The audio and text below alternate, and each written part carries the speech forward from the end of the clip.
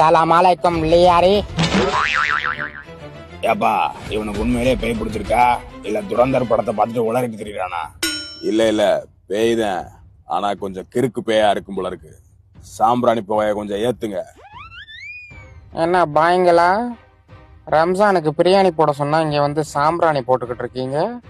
அட பிரியாணிக்கு செத்தவனே. ஆமா, யாரா நீ? எதுக்கு இந்த பயல புடிச்சுக்கிட்டு இருக்க? அவனை விட்டு முதல்ல வெளியே போ.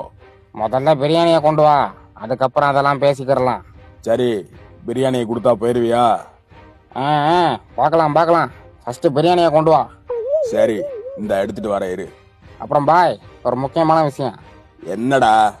ரம்ஜான் வாழ்த்துக்கள்.